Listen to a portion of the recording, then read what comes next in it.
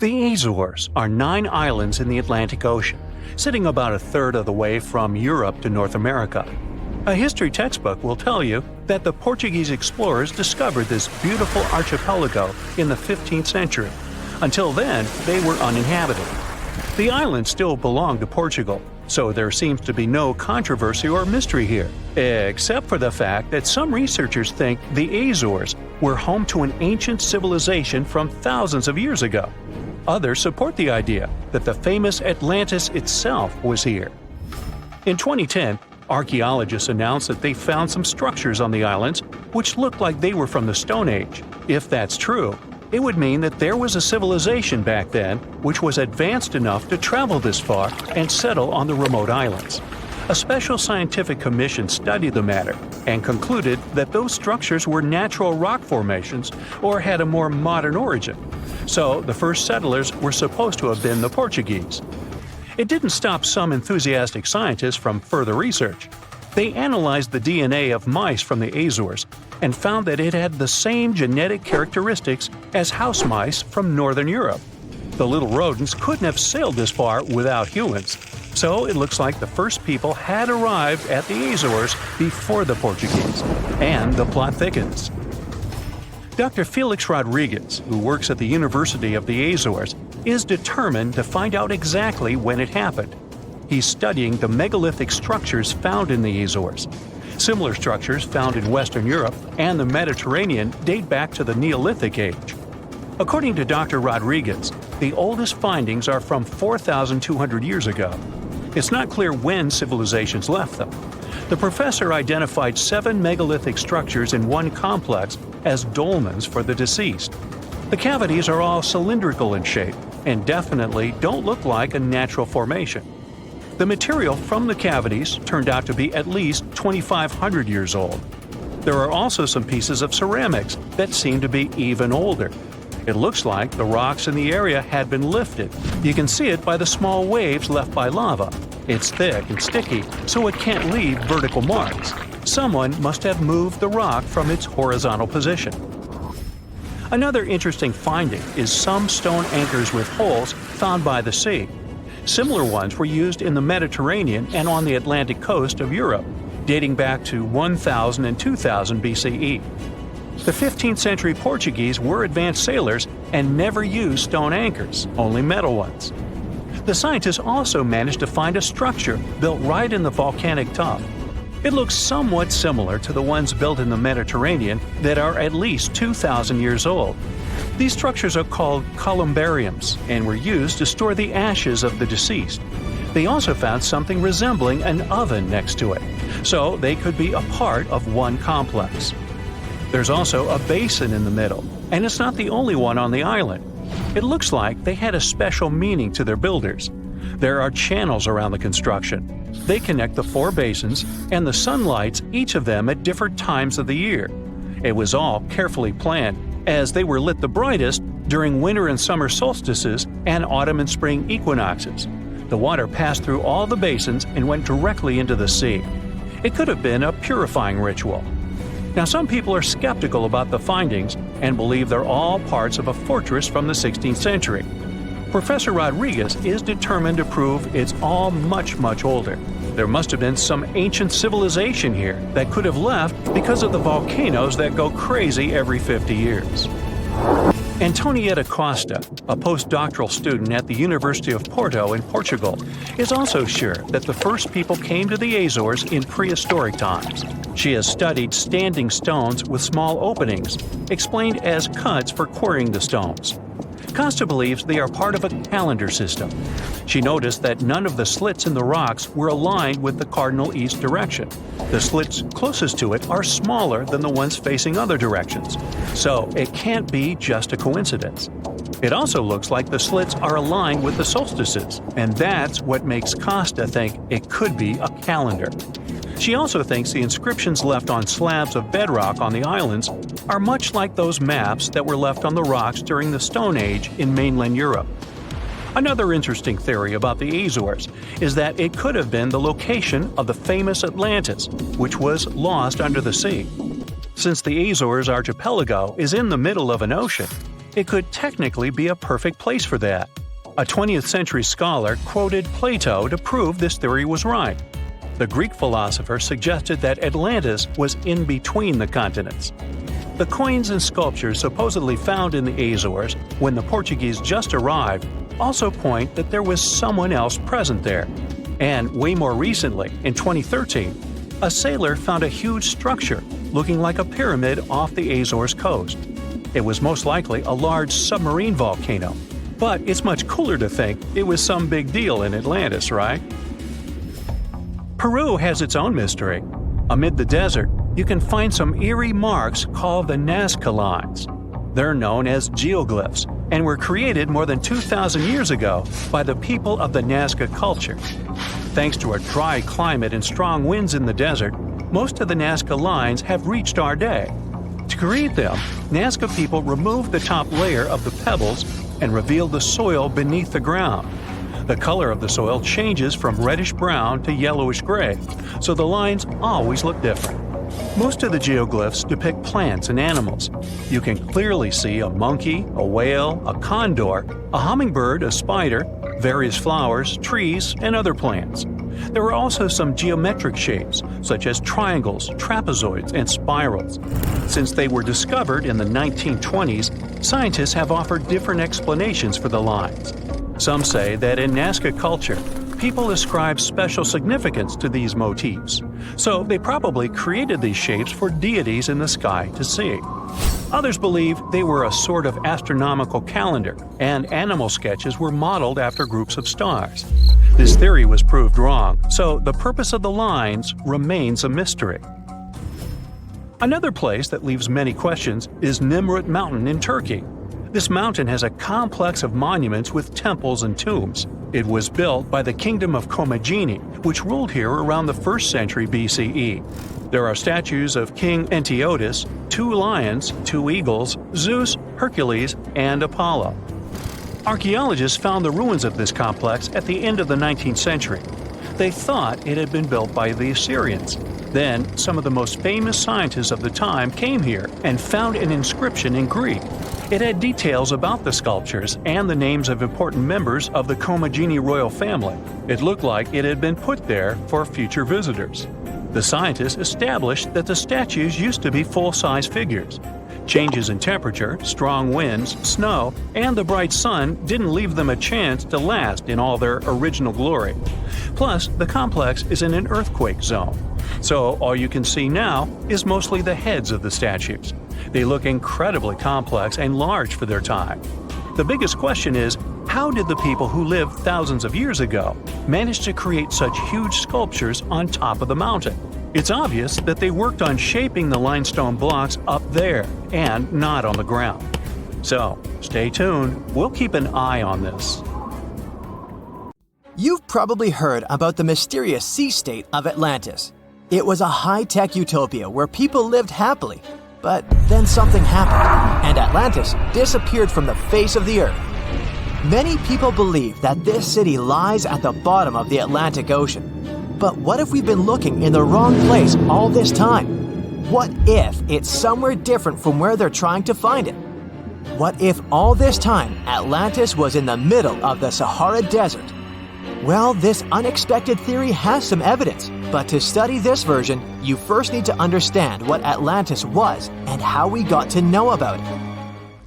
The very first mention of the mysterious city was in 360 BCE. Ancient philosopher Plato wrote about Atlantis. His work, Dialogues, described Atlantis as a rich land with advanced technologies. Its inhabitants were powerful, intelligent, and beautiful, like superhumans. He described in detail the structure of the city, and this was the main reason why many people believed in the existence of Atlantis. According to his records, the Atlanteans built this place in several concentric circles of black and red stone. Then, they covered these circles with brass, tin, and precious metals. In the city, there were water channels on which ships sailed. The Atlanteans were sailors, so they built a passage from their city to the open sea. On the internet, you can find many drawings of Atlantis, created based on Plato's descriptions. Take a look at these drawings and an actual photo of the Eye of the Sahara. This place in the Sahara has a shape of several concentric circles. It looks as if a destroyed city left a trace on the sand. Many people have written online that the lost city was located there, but no one could prove it. Once upon a time, the Sahara was filled with rivers and lakes. In prehistoric times, there was only water there. So far, everything matches. The Eye of the Sahara was first discovered in the 1930s. This place was considered a crater from a fallen meteorite. But in the middle of the 20th century, scientists conducted a soil analysis and refuted the version with a fallen space rock. In the end, everyone agreed that this was a dome of molten rocks under which magma was raging. For millions of years, wind and water had been destroying the formed landscape and eventually made it look like perfect circles. But what if the Atlanteans once came to this place and used natural circles to build a city? In this case, we would have many traces and artifacts from this developed civilization. And yes, archaeologists did find some arrowheads, spears, oars, and other things there. But this has nothing to do with Atlantis. In the Eye of the Sahara, a multitude of Acheulean artifacts lies. It was an ancient tribe that frequented this place. For the first time, Acheulean tools appeared more than 1.5 million years ago. Some of the items found there may be 130,000 years old, and according to the records, Atlantis existed about 12,000 years ago. Archaeologists found no artificial structures in this place. There was also no debris or traces of a large city. People would have found some stuff if a big city with advanced technologies had existed here. The main supporter of this idea was one YouTube channel. It collected 1 million views and attracted the attention of many historians and anthropologists. The theory that the Eye of the Sahara is Atlantis was quickly refuted. People found too many discrepancies between this place and the description of Atlantis. The author tried to catch the viewer's attention by presenting external similarities between the natural landscape and the fictional ancient city. Another popular theory claims that Atlantis was a real continent located off the Bahamas, but then this city was swallowed up by the Bermuda Triangle. According to this legend, the city ruins still lie at the bottom of the triangle, but there's no confirmation of this theory either. Writer Charles Berlitz invented it. Adherents of this theory claim that the walls and streets in the western part of the Bahamas might be the ruins of Atlantis. But scientists disagree. They have proven that these walls are natural formations of coastal rocks. There are also rumors that the story of Atlantis was inspired by an actual historical catastrophe, the Black Sea Flood. This is the Bosporus, a strait in Turkey connecting the Black Sea and the Sea of Marmara. Around 5600 BCE, the Black Sea was twice as small as it is now and had many cities on its shores. Unfortunately, a huge flood destroyed this flourishing civilization. Within a year, cities descended underwater, and surviving inhabitants moved to foreign lands and spread stories about the flood. Maybe these stories inspired Plato to come up with Atlantis. In the 1950s, people came up with another version. Atlantis was the continent that is now Antarctica. Tens of thousands of years ago, a warm continent with a developed city shifted to the northern part of our planet because of the movement of Earth's crust. The Atlanteans couldn't adapt to the cold conditions, and Atlantis was covered with a thick layer of ice. This theory was refuted when scientists began studying the tectonic plate's nature. It turned out that Earth's crust couldn't have moved such a huge continent as Antarctica. The tectonic plates don't behave this way at all. But the main question is, was Atlantis real? No one had described it before Plato. Perhaps the philosopher came up with it. Maybe he did this to emphasize the correctness of his views on life and to identify his philosophical theories. In his works, he wrote a lot about divine and human nature and how people can destroy this nature. He spoke of decaying ideal societies because of immoral behavior and vices. The Atlanteans were once moral, spiritual people who created a utopia, but then they became greedy and mean. They destroyed their inner nature, and for this, they had to witness the destruction of their city. One night, fires and earthquakes hit Atlantis and plunged the city into the sea. The higher powers punished people for their immoral behavior, and Plato also wanted everyone to be afraid of moral decay. But judging by the descriptions of the earthquakes and fire, it may seem that Atlantis was destroyed by a volcanic eruption, as it was with the ancient Roman city of Pompeii. And such destructions have happened pretty often throughout history. Natural disasters ruined many developed cities. One of the most famous cases occurred in 1100 BCE in the Mediterranean Sea, when a volcanic eruption destroyed the highly developed Minoan society. The Minoan society existed for about 2,000 years. These people mostly lived on the islands of Crete and Santorini, located north of Crete. The Minoans had beautiful houses, a sewage system, and a developed economy. They were engaged in agriculture, grew fruits and vegetables, painted frescoes, and made jewelry. They were the first people to found the Thalassocracy, an empire based on the sea. They lived off of fishing, piracy, and maritime trade. At the time, they performed cruel rituals, and their way of life was far from moral. They were used to earthquakes on the island of Santorini, so they reinforced the walls of the city with wooden beams, but they didn't know what a volcanic eruption was. And when the sulfur smell appeared in the air, they didn't suspect the impending catastrophe. When the volcano spilled out tons of lava and ash, all the residents of Santorini abandoned their homes and tried to escape, but they couldn't. The eruption and earthquake triggered a tsunami. A large wave flooded the coastal part of the island of Crete. This hit the economy of the Minoans hard and destroyed their port harbor. Then, foreigners attacked Crete and finally destroyed the developed civilization. Some historians think that Plato could have referred to the Minoan Empire when describing Atlantis. Using their example, he showed how immoral actions could destroy people. Eridu, a megacity older than the first known civilization and older than the pyramids of Giza, was buried in the sands of the Mesopotamian desert for over 2,000 years. Now, scientists have made a discovery that changes what we know about the ancient city. They found over 4,000 canals around Eridu that brought water to more than 700 farms where people worked between the 6th and the early 1st millennium BCE.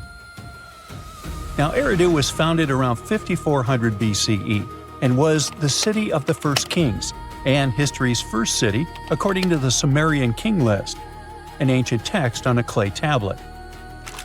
Ancient Sumerians believed that deities created this city when they decided to settle on Earth. Eridu plays such a big role in Sumerian myths and legends that, at some point, people used to think it was just a mythical location. The most famous Eridu myth says that the skies got angry because humans were too noisy, so they decided to send a great flood to wipe them out. A new study showed that the Euphrates River served as the source of water for the entire city.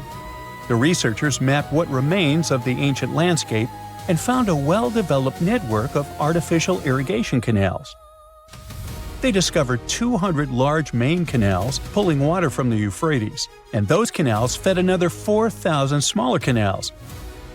The team used everything from satellite images and drone footage to soil analysis, old records, and remote sizing tech to map out the area. The 700 farms that used the water from the system were different in size, from about 5,000 square feet to over 200,000 square feet. The main canals were a little over a half-mile long, and some stretched more than 5 miles. The smaller canals could be as short as 32 feet. Rivers in Mesopotamia were the main water sources for farming, so ancient farmers had to learn how to guide water from the river to their fields. It all started with simple methods, like digging small canals, but over generations, they learned how to build massive canals up to 62 miles long.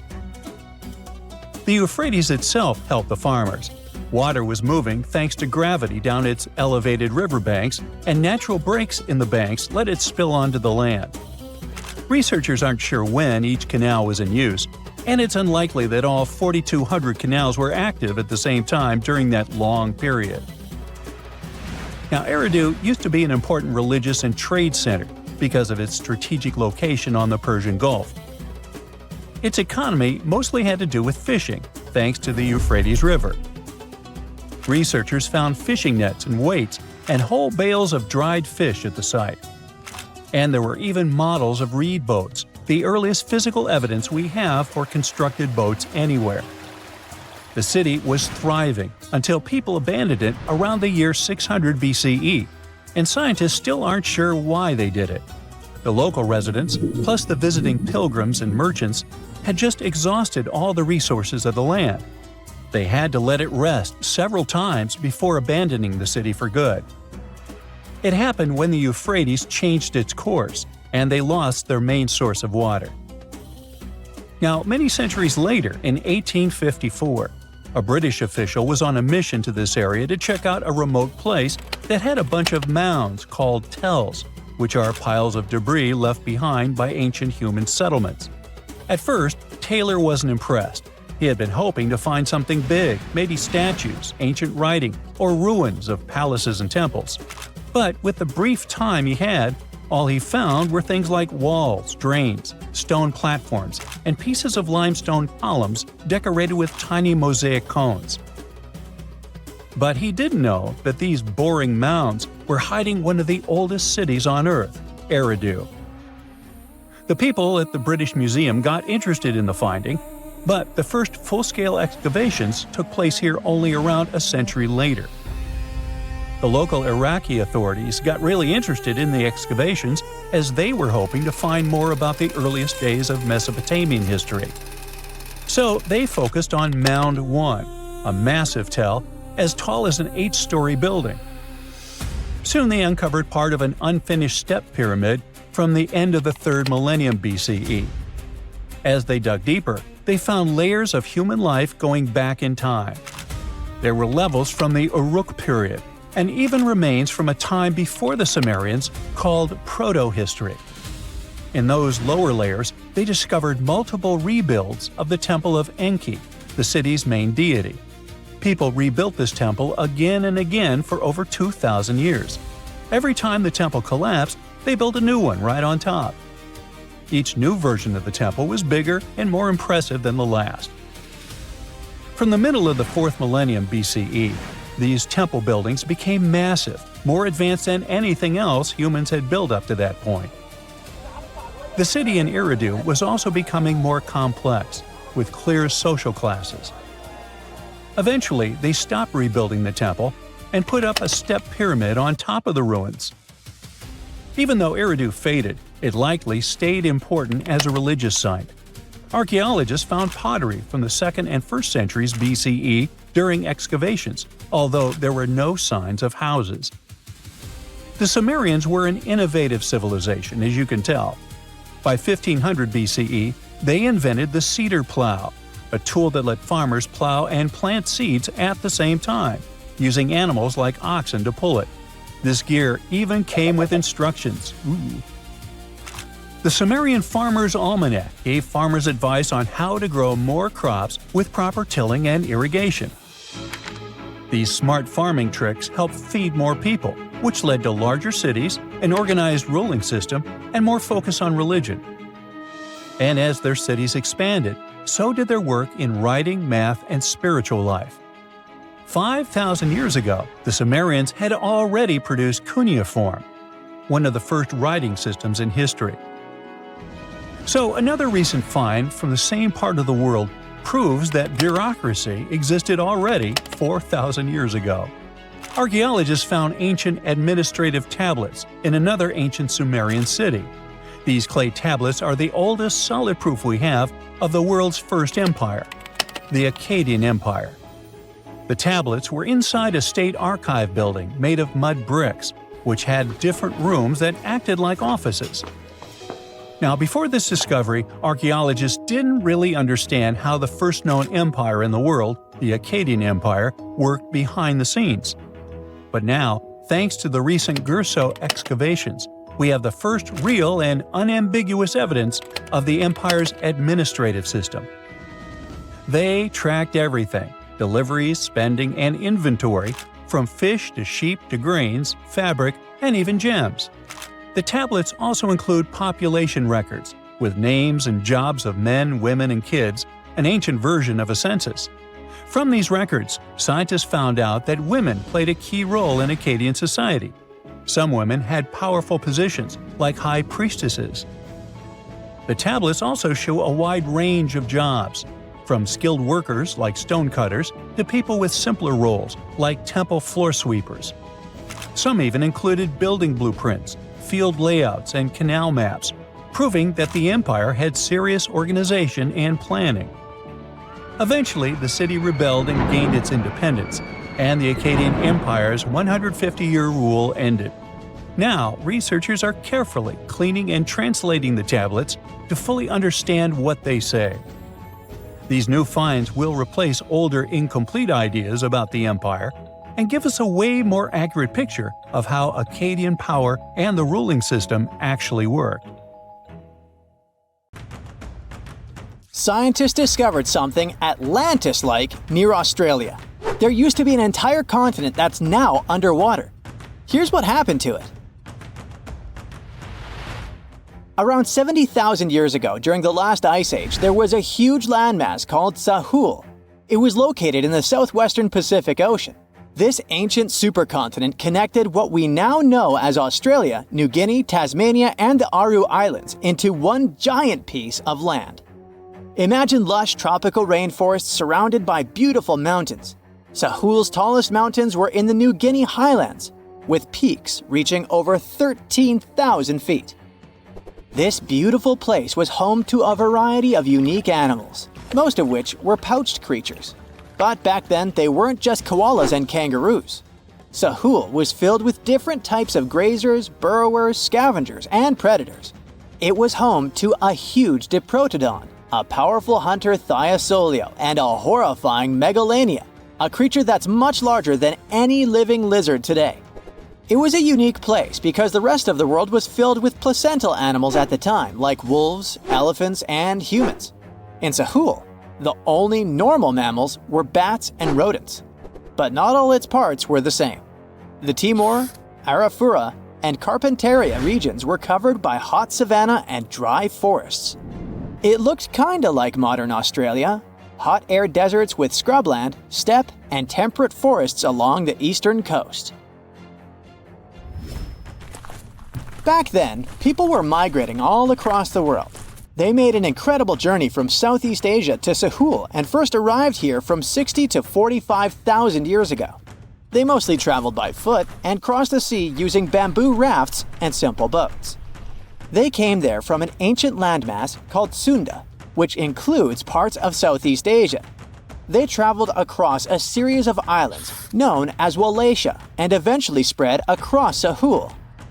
And it wasn't a small journey. Sahul was huge, around 4.1 million square miles.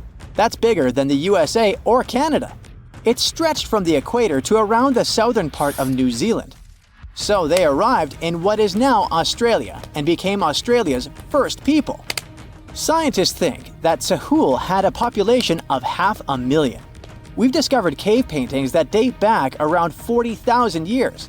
It's a hunting scene depicting an anoa, or miniature buffalo, facing figures of humans and animals. Researchers are trying to figure out how these early settlers moved across Sahul and where we might find archaeological evidence of their journey. To do this, they created a landscape evolution model. The simulation showed how Sahul changed between 75,000 and 35,000 years ago. It showed potential migration routes and archaeological sites. Humans likely traveled along coastlines and rivers. But how did Sahul get submerged off the coast of Australia, similar to the mythical Atlantis? During the last ice age, much of the Earth's water was locked up in large ice sheets and glaciers. The sea levels were much lower than they are today. After that, the global temperatures increased. The ice sheets melted and the sea levels rose, flooding the land bridges that once connected different parts of Sahul together. About 8,000 years ago, New Guinea separated from mainland Australia, and then, about 6,000 years ago, Tasmania did the same. We still can explore the underwater parts of Sahul thanks to new technology. Divers explore and collect samples directly from the ocean floor. Underwater drones can go to places that are too deep or dangerous for humans to explore. And with sonar mapping, scientists use sound waves to create maps of the ocean floor. It's like using an echo to see what's underwater. The sound waves bounce off the seabed and come back, helping us create a picture of what it looks like. Deep underwater, archaeologists have found stone tools and other artifacts. They also discovered fossils of animals like Diprotodon and Thylacoleo. By studying the underwater terrain of Sahul, they learned about the ancient rivers, lakes, and coastlines that existed during the Ice Age. But Sahul isn't the only underwater continent. Sahul isn't the only hidden gem of Southeast Asia. Take Sundaland, a place made up of Sumatra, Java, Borneo, and some other islands. This place was crazy huge during the Ice Age, but now almost fully underwater. Almost, but not entirely. The parts above the ocean are teeming with life. If you like birds, check this place out. It has almost a fifth of the world's bird species. You can spot colorful birds like the Java hawk eagle and the Bali starling among the lush forests. It's also a home to a fourth of Earth's fish species. Sundaland's waters are a haven for marine life, even the most exotic animals like the Asian arowanas. It's also a treasure trove of flowers. That's where you can find Rafflesia and Titan arum, the world's largest flowers. This makes it very similar to Zealandia. Zealandia is a long, narrow piece of land about half the size of Australia. It broke from Antarctica about 100 million years ago. Just like Sundaland, it isn't fully underwater. 7% of it stayed above sea level. This sticking out little piece is what we now call New Zealand, along with Stewart Island and some smaller islands. These pieces of Zealandia are lush and warm. They're packed with volcanoes, mountain ranges, beautiful natural geysers, and hot springs. Local people, Maori, use these hot springs for cooking. People place corn, eggs, and vegetables in baskets and lower them directly in the hot springs. Sometimes they cook food in a pit oven using heated rocks. Another hidden world is known as Argoland. This mysterious landmass was once part of Australia, back when dinosaurs chilled around. It drove scientists crazy for decades. They knew it existed because it left a huge stretch on the ancient seafloor, the Argo Abyssal Plain. About 155 million years ago, it broke off from Australia, saying bye-bye. The continent drifted somewhere north, and when it reached Southeast Asia, it just vanished. Scientists had no idea where it went, but recently they finally found its remains. Turns out, poor Argoland's lower parts started drowning into the Sunda Trench, a horrifyingly deep oceanic pit.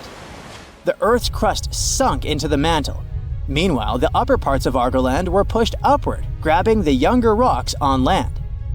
Because of this, Argoland broke apart into a bunch of smaller pieces. These pieces formed parts of Borneo, Java, Sulawesi, and other regions. The remains are buried under Indonesia and Myanmar. Imagine a colossal landmass the size of Greenland, Greater Adria. Its journey began about 240 million years ago when it broke away from the supercontinent Gondwana. It started moving north, and after 100 million years of enjoying the warm seas, it suddenly crashed into Europe and shattered into pieces. Most of these pieces went deep into the Earth's mantle, but some were scraped off and became part of mountain ranges like the Alps. Today, the remnants of Greater Adria are scattered across more than 30 countries, from Spain to Iran. That's why they're hard to look for. Seychelles was also once part of Gondwana. Yep, these idyllic islands are sitting atop of the ancient continent. We know a lot about it because of its fascinating granite outcrops. 100 years ago, Alfred Wegener discovered continental drift, but no one believed him. These granite outcrops helped him prove that he's not crazy and that tectonic plates really are moving. The Seychelles broke off from India and Madagascar and eventually became a sad loner in the Indian Ocean. This probably happened because of some insanely active volcanoes in the Deccan Traps. But now the islands are home to unique species both on land and in the coral reefs nearby. Mauritius broke off from India after the dinosaur wiping. Along its journey, it stretched into a long ribbon-like shape and also broke into pieces. Now it's all scattered beneath the Indian Ocean. Scientists stumbled upon this lost land by studying tiny ancient crystals called zircons. These zircons are like time capsules. They date back an astonishing 660 million to 2 billion years. That's even older than Mauritius itself. These ancient crystals hinted that there's another Atlantis somewhere nearby. Turns out there are hidden continents all around the world, and maybe we'll discover more of them in the future. Ever since Plato wrote about the allegory of Atlantis, humanity has been fascinated with the possibility of the discovery of a thriving underwater civilization. Fancy joining me on a trip to a few historic underwater sites? Let's see what we can find out about ancient civilizations. The first one on our list is what is being called the underwater Stonehenge. Scientists have recently discovered a mysterious pile of cairns that stretch for miles under the shimmering waters of Lake Constance at the borders of Switzerland, Germany, and Austria. Archaeologists began to explore the site back in 2015, and they haven't been able to understand yet what it was actually used for. What they do know is that there is a 12-mile line of 170 human-made stone cairns under Lake Constance. Scientists say this was most likely the result of a combined work of several villages. The cairn site was probably used for some collective purpose. The formations are huge. Some of them are several dozen feet wide. The most amazing discovery so far is that the site dates back to around 5,500 years ago. Now, what were we humans doing back then? We were living in the prime years of the so-called Stone Age. We were beginning to make artifacts from stone and use them to hunt and eat. Can you imagine what a knife and fork might have looked like back in those days? It's no coincidence that scientists call this site the underwater Stonehenge, though. Both sites are believed to have been built around the same period of time.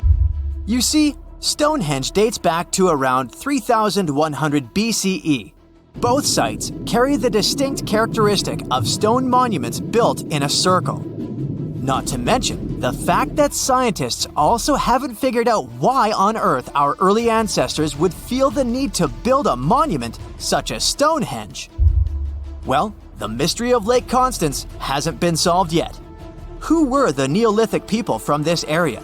And for what purpose did they go through such an amount of work and effort to build this huge stone site? Next, we're taking you on a tour of the Ryukyu Islands just off the coast of Japan. You're diving deep down to an archaeological site. But I should warn you, the waters of the Pacific Ocean are far from smooth. It doesn't take long before you see a huge structure, thanks to the sunlight shining down on the seabed. At first, it looks like Machu Picchu's ruins located across the globe in Peru. As you approach the site, you slowly figure out its forms. A pyramid-shaped structure, arches, staircases. It's something that could have easily been a palace or a castle. Could this be a sign of human activity? What you've just seen is known today as the Yonaguni Monument. It also goes by the name of Japan's Atlantis. The entire monument is about the size of 5 soccer fields and the height of a 5-story building. Its most surprising feature is its expanse of terraces. Explorers and scientists believe that Yonaguni might be 10,000 years old. But whether it's a human-made structure or a natural formation is still under debate. For Japan's top marine geologist, Professor Masaki Kimura, Yonaguni is the heritage of a lost civilization. Kimura has dived to the bottom of the ocean to explore the ruins over 100 times over the past 10 years. According to him, there are clear signs of human activity down there. On the monument's surface, there is a triangle-shaped concave that is a historical symbol of water fountains in the region. There's also a giant turtle carved on the eastern side of the structure. And, according to Kimura, turtles have an important cultural meaning. Several pieces of stone tools have been recovered from the site. Their estimated age is around 10,000 years. However, not all scientists support this theory. For many, Yonaguni is the result of thousands of years of erosion. The fact that the monument is composed of one massive rock leads them to believe it's not human-made. The defined edges and flat surfaces resemble a natural formation in Northern Ireland, known as the Giant's Causeway. The basalt columns look like the ruins of a palace, but they're actually the result of volcanic activity in the region. Now, you're flying to the coast of Greece, 4 hours away from Athens. More specifically, you're in the Peloponnese Peninsula. You dust off an old snorkel and head for a free dive on a bright sunny day. Sometime into the dive, you start noticing patterns on a seabed. 13 feet below the surface, outlines of familiar objects start to appear, one by one. As you continue swimming, what looks like the outline of an entire city emerges in front of your eyes. Are you wondering how water could have taken the whole city? Rocks are perfectly aligned into what appears to be the foundation of a building. This is Pavlopetri, an ancient city you've probably heard about for the first time. It was discovered by Nicholas Fleming, a British oceanographer, when he was on vacation in Greece. He had heard rumors about Pavlopetri's existence and indeed found several artifacts on the seafloor. He went back to the area a year later with the team. They found a site filled with pots, storage vessels, and tools.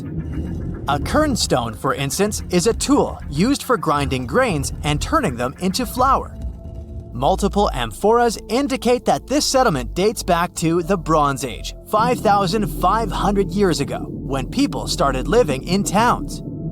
The settlement is believed to have existed for over 2,400 years.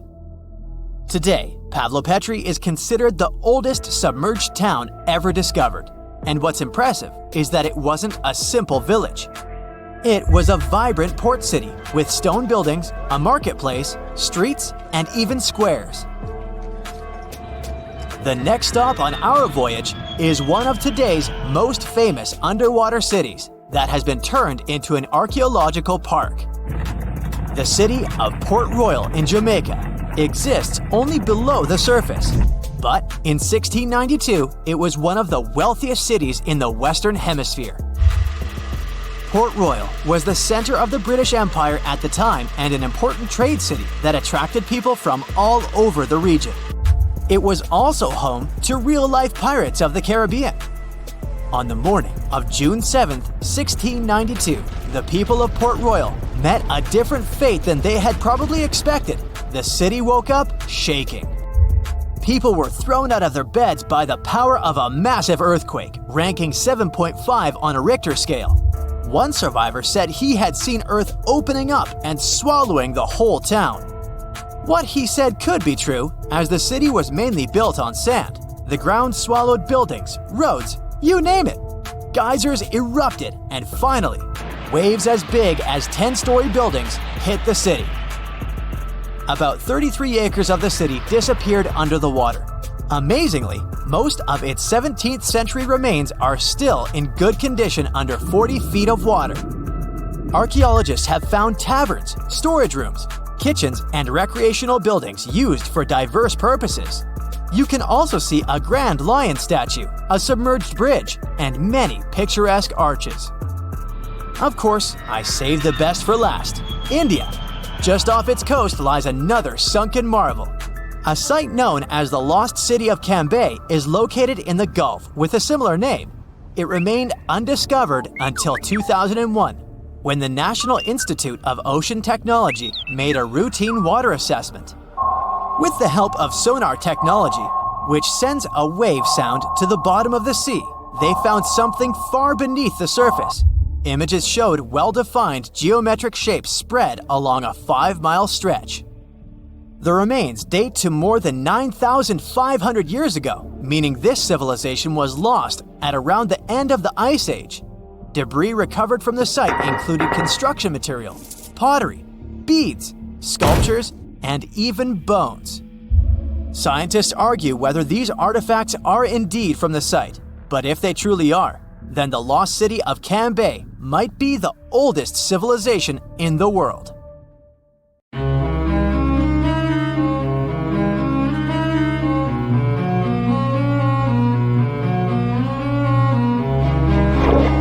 Question for you. Do you think Atlantis could be real?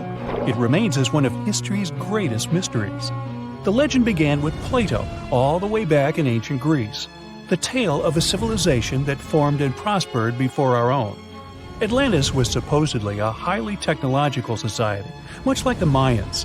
But, as the legend says, due to the people's greed, they were punished by a flood that destroyed and submerged their cities.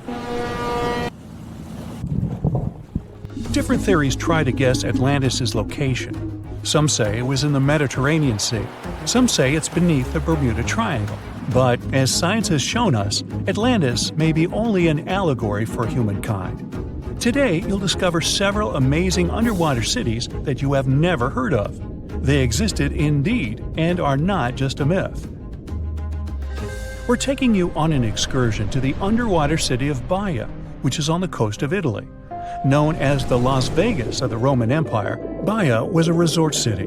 The Roman elite traveled there for recreation. Imagine an open-air spa. That was Baia. You can visit the submerged town by scuba diving and get close to that perfectly preserved, magnificent Roman sculpture, a true underwater wonder. You can spot the crumbled temples and buildings through glass-bottom boats. This is a moss-covered museum in Claudio's Nymphaeum. To your left, you can see a collection of classical Greek statues. Swimming down the Via Herculeana, you'll arrive at Villa Aprotio. Villas are Italian-style houses, and here you can admire their original marble floors. Notice the black and white patterns and the astounding shapes they make. Next, you'll arrive at Portus Julius. Can you see the collapsing wall structures at the bottom of the seafloor? You'll see well-preserved columns and limestone floors. Behold the ruins of the thermal baths of Lacus. The remaining multicolored mosaics are something great to see. You'll see their orange, blue, and green tiles if you get close enough. At Pisoni's Villa Pila, you'll see 25 preserved Roman pillars. Notice the arches, the frescoes nearby, and the magnitude of this well-kept treasure. The city was located over natural volcanic vents, so there were hot springs to be used at will. People went there looking to have an excellent time. And when I say people, I mean some of the great Roman emperors we learn about in school: Nero, Cicero, Caesar. But around the 8th century, the city was sacked and the luxurious town was abandoned. Slowly, the water level rose and the city started to drown. You are on a summer vacation off the coast of Greece, 4 hours outside of Athens, in the Peloponnese Peninsula on Pavlopetri. You dust off your snorkel and head for a free dive on a bright sunny day. Sometime into the dive, you start noticing patterns on the seabed. 13 feet below the surface, the outline of familiar objects starts to appear, one by one. As you continue swimming, what looks like the outline of an entire city emerges before your eyes. You wonder, how could water have taken the whole city? Rocks are perfectly aligned into what appears to be the foundation of a building. Nicholas Fleming, a British oceanographer on vacation in Greece, was the person that discovered Pavlopetri. He was documenting the seafloor artifacts. The team found the site filled with pots, storage vessels, and tools. A quern stone, for instance, is a tool used for grinding grains and turning them into flour. Multiple amphoras, which were found then, indicate that this settlement dated back to the Bronze Age, 5,500 years ago, when people started living in towns. The settlement is believed to have lasted for over 2,400 years. Pavlopetri is considered today the oldest submerged town yet found. And it's impressive that it wasn't a simple village. It was a vibrant port city with stone-built buildings, a marketplace, streets, and even squares. Let's continue our exploration and find secrets in other underwater cities. You are diving off the coast of the Ryukyu Islands. Pacific waters are far from smooth. There's a strong current pulling you into the deep sea. Suddenly, you see a huge structure thanks to the sunlight shining down on the seabed. At first, it looks like Machu Picchu's ruins across the globe in Peru. As you approach it, you slowly figure out its form. A pyramid-shaped structure, arches, staircases. It's something that could have easily been a palace or castle. Could this also be a sign of human activity? What you just saw is known today as the Yonaguni Monument. It also goes by the name of Japan's Atlantis. The entire monument is about the size of 5 football fields and the height of a 5-story building. Its most surprising feature is its expansive terraces that host large crowd gatherings. Explorers and scientists believe that Yonaguni dates back to 10,000 years ago. But whether it is a man-made structure or a natural formation is still under debate. For Japan's top marine geologist, Professor Masaki Kimura, Yonaguni is the heritage of a lost civilization. Kimura has dived into exploring the ruins over 100 times over the past 10 years. According to him, there are clear signs of human activity down there. The Triangle Pool, located on the monument's surface, is a triangle-shaped concave that is a historical symbol of water fountains in the region. There is also a giant turtle carved on the eastern side of the structure. And according to Kimura, turtles have an important cultural meaning. Several pieces of stone tools have been recovered from the site. Their estimated age dates back to 10,000 years ago. However, not all scientists are convinced of the same. For many, Yonaguni is the result of thousands of years of erosion. The fact that the monument is composed of one massive rock leads them to believe that it is not human-made.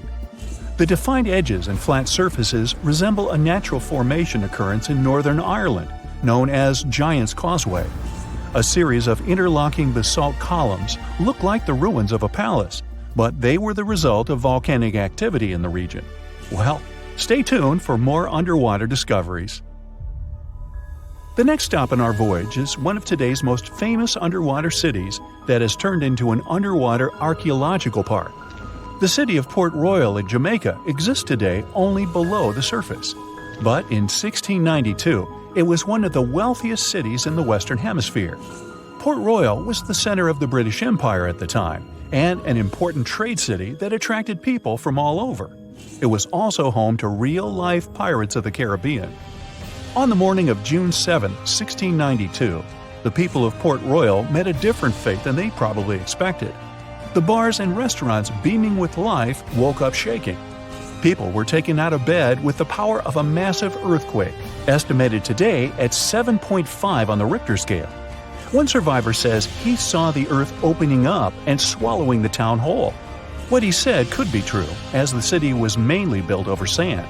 The ground sucked buildings, roads, and everyone above. Geysers erupted, and finally, waves as big as 10-story-high buildings hit the city.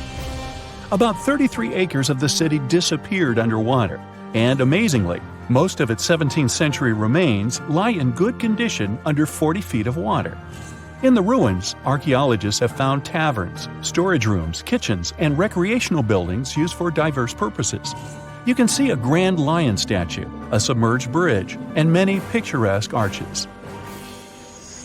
Now, do you fancy a trip to India? Just outside its coast lies another sunken marvel. A site known as the Lost City of Cambay is located on the Gulf of a similar name. It remained hidden until 2001, when the National Institute of Ocean Technology did a routine water assessment. With sonar technology, which sends a wave of sound to the bottom of the sea, they found something far beneath the surface. Images showed well-defined geometric shapes spread along a 5-mile stretch. The remains found dated to more than 9,500 years ago, meaning that this civilization was lost at around the end of the Ice Age. Debris recovered from the site included construction material, pottery, beads, sculptures, and even bones. Scientists argue whether these artifacts are indeed from the site, but if they truly are, then the lost city of Cambay would be the oldest civilization in the world. They finally did it. After 300 years of searching, archaeologists pinned down the location of the lost land of the White Jaguar, the city of Maya hidden in the wild jungles of Mexico. It all kicked off back in the 1500s with the Lacandon Maya. These guys were some super tough survivors who just didn't quit. When their main capital, Lacamtun, fell to the Spanish in 1586, most people would have called it game over. But not the Lacandon. Nope, they packed up, headed deeper into the rainforest, and built their last stronghold, Sak Balan. It was a hidden fortress of stone temples, twisty jungle trails, and howler monkeys acting like noisy little guards. For over 100 years, the Lacandon managed to keep their traditions alive there, far from European control. Then, in 1695, history came crashing in. A Spanish friar named Diego de Ribas stumbled into Sak Balan. And yeah, that was basically the beginning of the end. Soon after, the Spanish took over. By 1721, the Maya had abandoned Sak Balan. The jungle didn't waste time. It swallowed the place whole, with roots tearing into walls and vines smothering plazas. The city didn't just disappear, it got eaten alive. For the next 300 years, Sak Balan turned into more of a myth than a memory. A name archaeologists and explorers would whisper, secretly hoping to find it one day. Plenty of expeditions tried to track it down, but the rainforest is sneaky. Every path looks identical, maps fall apart in the humidity, and even GPS can't cut through the thick green ceiling. It was like looking for a needle in a haystack, except the haystack was alive, covered in thorns, and yeah, crawling with jaguars that would happily make you lunch. So how did the scientists crack the mystery? One word: a letter from the 17th century. The letter by Diego de Ribas described all the routes, rivers, and trails leading to Sak Balan. It showed in every detail the journey of the soldiers who walked 4 days to the Lacandon River after leaving Sak Balan. Then they sailed for 2 days and arrived at the church El Encuentro de Cristo, left their canoes, and continued on foot to Lake Petén Itzá in Guatemala. This was already detailed enough, but the scientists needed to pinpoint the exact location with geographic information systems. They took into account vegetation layers and how much each person was carrying to map an approximate range where Sak Balan should be. They fed this information to GIS and calculated where the city should be. And bingo, it worked. Archaeologists traveled through the jungle and found stone temples rising like broken teeth from the earth. There were also some tools and ceramics, and a Spanish church right in the middle of the ruins. The discovery isn't just about cool ruins, it rewrites history. For decades, people assumed the Lacandon simply scattered after Lacamtun fell, but Sak Balan proves they regrouped, fought, and preserved their culture for over a century more. It's like discovering the final chapter of a book we thought ended too soon. There's also irony here. The Spanish friar who revealed Sak Balan helped doom it. Yet his letter, centuries later, also helped save its memory. Today, the ruins sit inside a biosphere reserve, protected by the same jungle that once hid them. Tourists can't just waltz in. It's raw, tangled, alive. The city breathes again, but on its own terms. Scientists just uncovered another lost city, buried under the thick jungles of Mexico. It had been hiding there for 600 years. The place is called Genola, and it's massive, about 360 hectares with more than 1,100 buildings, 2.5 miles of defensive walls, its own network of roads, and a super organized city plan. Because it was so deep in the jungle, you'd never realize how huge it really was unless you spent years hiking through it. But modern tech swooped in to save the day, using LiDAR, a kind of laser scanning tool. Researchers flew over the site, and in just 2 hours, they had a full 3D map of the entire city. Genola was built sometime between 1350 and 1521, back in pre-Columbian times, and it used to be buzzing with life. It was a major hub for the Zapotec people, who had been around in the region since about 600 BCE. Families there lived in homes with big central patios surrounded by rooms, and as they got new members, they just add more rooms and stretch their houses out. They even used the mountains around them as natural walls and channeled mountain water for drainage. A lot of their buildings are still standing, which is wild considering how much time has passed. By the late 1400s, the Zapotec were real powerhouses along the Pacific coast. They even fought off the Aztecs, who were constantly trying to expand. At Genola, they survived a brutal 7-month siege. But even though hiding in the mountains kept them safe, it wasn't perfect. They didn't have enough fresh water or farmland to feed everyone. Just 12 miles away, the smaller city of Tehuantepec had what they needed. So the Zapotec moved there right before the Spanish arrived in 1521.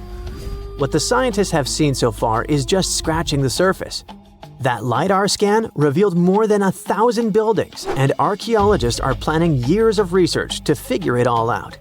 Instead of digging everything up and risking damage, they'll use advanced scanning tech to keep studying the city safely. Alright, now let's hop across the world to Egypt, where archaeologists stumbled on a whole lost city called Imit, tucked away in the eastern Nile Delta. The place was buried under layers of mud, water, and time, hiding in a swamp that's been shifting and changing for thousands of years. Scientists first noticed it from way up high in faint little clusters of mud brick foundations in satellite images. The shapes looked shaky and ghost-like, but too neat to be natural. So they followed the patterns down on the ground, started digging, and the city started coming back to life. They found multi-story tower houses, basically mini skyscrapers of the ancient world. They had multiple floors, thick foundations, and could handle some serious weight.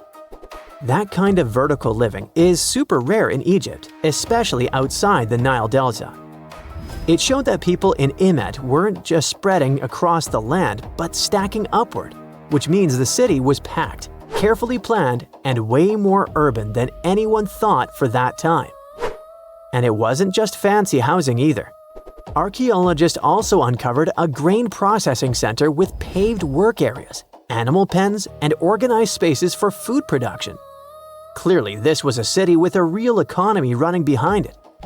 Not far from there, they spotted a ceremonial road that once led to a temple for Wadjet, Imit's patron deity. But later on, other buildings got plunked down over the road, which shows that Wadjet's worship faded over time. Still, the ruins coughed up some amazing relics, a green faience little funerary figurine, and a stela showing Harpocrates perched on crocodiles and gripping snakes. He was the Greek spin on Horus, deity of silence, secrets, and the newborn sun. And there was even a bronze sistrum, an ancient Egyptian musical instrument decorated with twin heads of Hathor. Turns out, Imit was active from around the 4th century BCE onward, stretching from Egypt's late period into the Roman era. Its location along trade routes made it a magnet for merchants and pilgrims visiting Wadjet's temple. So it wasn't just hanging on, it was thriving, connecting, trading, and adapting with the times. And this isn't just another dusty ruin. Imit is giving us a window into everyday life, religion, and urban planning in the Delta, which we've always known way less about compared to the big pyramids and tombs. Meet Hulamale, also known as the City of Hope. This nickname makes total sense since this artificial island is part of the Maldives' big plan to avoid being completely submerged in the near future. Hulamale was created by placing sand from the seafloor onto a submerged coral platform, and it worked. This city sits about 6 feet above sea level, which means it's twice as high as the Maldives' capital, Male. While more and more people are moving there to live, the island was also designed to serve as a temporary evacuation site during dangerous storms and typhoons. Seychelles is another gem in the Indian Ocean that's at risk of disappearing. Unfortunately, coastal flooding is becoming a common issue there, especially during spring tides and heavy rainfall. The problem is that their main island, Mahé, hosts about 90% of the country's population.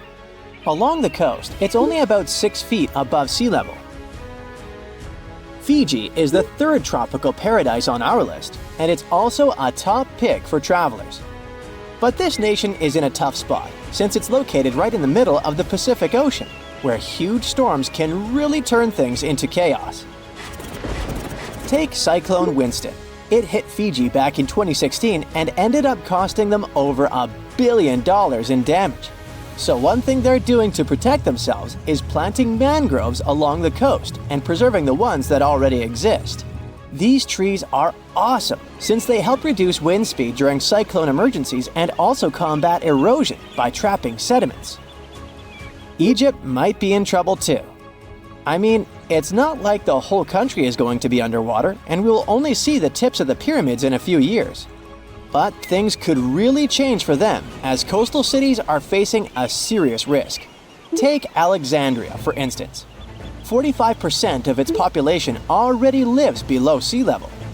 If the city is flooded, not only will everyone have to move, but Egypt in general will suffer a major impact on its fish production. In Europe, one of the most at-risk populations is in the Netherlands, where about half the people live in areas below sea level.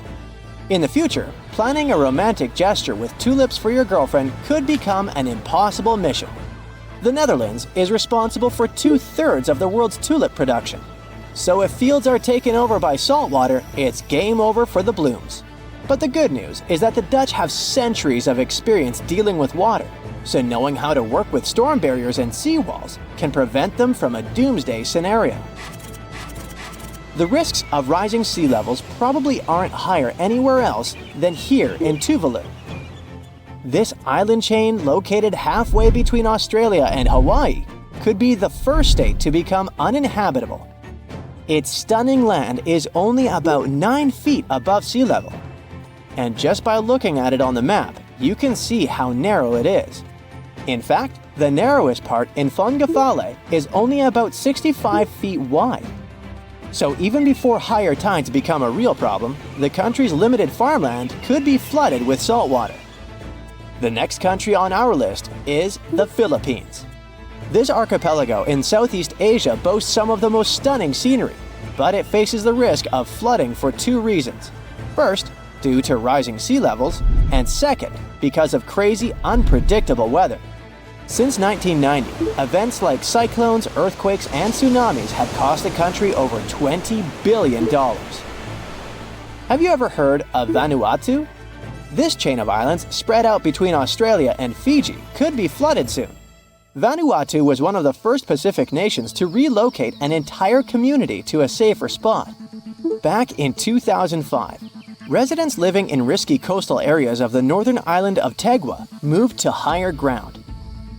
Next up, the Marshall Islands, a country located in the Central Pacific.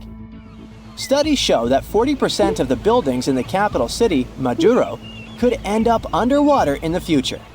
But this country isn't throwing in the towel just yet. They've got a game plan. They are fortifying the infrastructures of their low-lying airport, relocating key buildings to higher ground, and putting up seawalls on rural islands. Heading south, we've got Nauru. This is actually one of the smallest countries in the world, covering just 8.1 square miles. Today, it's home to 10,000 people, but it's on the brink of becoming uninhabitable. Water levels are rising about 3 times faster there than the global average. The Buada Lagoon sparks special concern since it's the only surface freshwater resource, and it's located only 16 feet above sea level. Our next stop in the Pacific Ocean is the Republic of Palau. Rising sea levels are no joke for them either, but protecting their crops, especially taro, is a priority at this moment. About halfway between Hawaii and New Zealand lies Samoa, and this country is dealing with a unique situation. Not only is the volume of water increasing there, but their land is also sinking. You see, a couple of strong earthquakes and tsunamis hit Samoa back in 2009. So as the crust bounces back to its original position, the overall land surface is actually going down. Because of this, their housing and main infrastructure could take a serious hit, especially since all their airports are along the coast. Let's head to Kiribati. This Pacific nation has a big problem with frequent flooding because most of its people and infrastructure are near the coast. Apart from the volcanic island of Banaba, none of Kiribati's land is more than 6.5 feet above the ocean.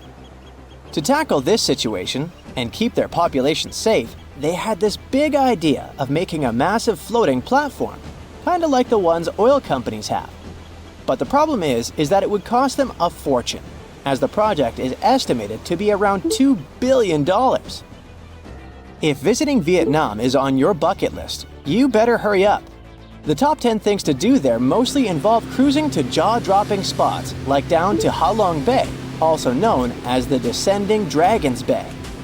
But by 2050, the surrounding land over there might be underwater. Another huge problem Vietnam is facing is that the main rice fields are getting salty. And if you're into Vietnamese food, you know how important rice is for them. Right now, they're especially concerned about the Mekong Delta region being vulnerable. After all, this is a highly fertile area responsible for most of Vietnam's agricultural output, with over 50% of it being, rice. This nation is really putting in the effort to adjust to this new reality. They're flushing the rice fields in the Mekong Delta with fresh water to get rid of the saltiness. Our next stop is in the Caribbean Sea. Grenada is an island country, but you may know it as the Island of Spice, since its tropical climate is just perfect for cultivating things like nutmeg, cinnamon, cloves, and ginger. Unfortunately, Grenada and its incredible fertile soil also face an uncertain future of being submerged. Let's talk about the last country on our list, the Solomon Islands. 5 islands in this archipelago have already vanished beneath the waves, and 6 others are submerged by 20%. They include the Nusa Evili Island, which was once a hotspot to go to for a picnic in the early 2000s. Even though the situation is complicated, it's important to note that more than 300 of the islands there are inhabited. One thing about the Solomon Islands is that it seems like they're always in some kind of recovery mode, since the country often gets hit by tropical cyclones and flash floods. Their population is already working hard to save their homes from the rising seas by building stone walls along the coast, planting mangroves, and constructing houses in higher areas. Hey now, get ready to dive into the Sea of Mysteries, also known as the Black Sea. It is the largest inland body of water in the world, bigger than the entire state of California. It has dozens of lost ships and some secret underwater tunnels. And some people believe it's an ancient quarry that was mined out in 6 stages. The Black Sea has distinct vertical layers that don't mix, with higher and lower salinity. The salty water comes from the Mediterranean, and fresh water comes from rivers. 10 of the largest rivers in Europe flow into the Black Sea. It receives more fresh water from the rivers and rainfall than it loses from evaporation. The extra water flows through the Bosphorus into the Marmara Sea. There are 2 flows going through the straits. The upper flow leaves the Black Sea and takes surface water out of it. The bottom flow carries salt water from the Mediterranean to the Black Sea. That's why the upper layers of the Black Sea are less dense than its saltier lower layers. The oxygen that comes from the atmosphere and photosynthesis stays in the surface layers. Everything deeper than about 300 feet in the middle and up to 500 feet near the edge is not fit for life. Only certain bacteria can survive in these conditions. Although there's no air deep down in the Black Sea, the upper layer is home to around 750 species of phytoplankton. Eggs and larvae of fish and invertebrates chill in coastal regions. There are also 180 fish species in the Black Sea, and some of them are valuable, such as horse mackerel, spiny dogfish, and sprat. The water level in the Black Sea is always the same because there are no high or low tides, so the sea is always calm, quiet, and serene on the surface. But it has one surprise feature: an underwater river. It's a current of salty water flowing through the Bosphorus Strait and along the seabed. This amazing discovery was made by scientists from the University of Leeds and was announced in 2010. It's the first undersea river of its kind ever found. The river forms because salty water from the Mediterranean Sea spills through the Bosphorus Strait into the Black Sea, where the water is much less salty. The no-air zone of the sea is an ideal conservation chamber for what's hiding on its bottom. The Black Sea is like a treasure trove for shipwrecks, and we discovered it by accident. Some maritime archaeologists were studying sea levels to see how quickly the water levels rose after the last ice age, and they ran across over 40 previously unknown shipwrecks as a complete bonus. Researchers used 2 remotely operated vehicles to explore the seafloor and the wrecks.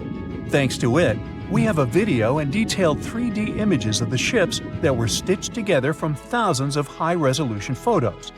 According to the New York Times, some of the standout discoveries among the 44 ships found include a medieval training vessel from the 13th or 14th century. Expedition members nicknamed another ship from the Ottoman Empire the Flower of the Black Sea for its beautiful petal carvings. The team also noticed unusual details on other ships, like coiled ropes, chisel marks, rudders, and other carvings. So far, they haven't announced any plans to excavate the shipwrecks, but the ships might be filled with historical treasures like books, parchments, and documents. It's worth a try to rescue them. The most extraordinary discovery in the Black Sea is what archaeologists believe to be the world's oldest intact shipwreck. It has been lying undisturbed for over 2,400 years. This ancient Greek vessel, 75 feet long, was found with its mast, rudders, and rowing benches all still in place, over a mile beneath the surface. Researchers believe the ship was a trading vessel, like those depicted on ancient Greek pottery, such as the Siren vase in the British Museum. This vase, or vase, dating from the same period, shows a vessel carrying Odysseus past the Sirens. The team took a small piece for carbon dating, and the results confirmed it as the oldest intact shipwreck known to humankind. The fact that it's so elaborate and well-preserved deserves a standing ovation for shipbuilders of the ancient world. Without microbes, worms, or other creatures to eat away the wrecks, it's no wonder the ships are in almost perfect condition. If the Titanic had sunk in these waters, we would have found it in a much better state now, not being eaten by nasty underwater microorganisms. Now, there's an interesting theory called the Black Sea Deluge hypothesis, which suggests a huge flood happened around 7,500 years ago.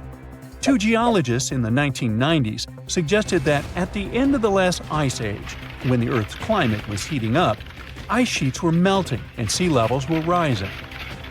The Black Sea was a much smaller freshwater lake. It was separated from the Mediterranean Sea by a natural dam at the Bosphorus Strait. As global sea levels rose, the Mediterranean overflowed into the Black Sea basin. They suggest the sea level rose by 6 inches every day, flooded coastal settlements, and changed the environment for good.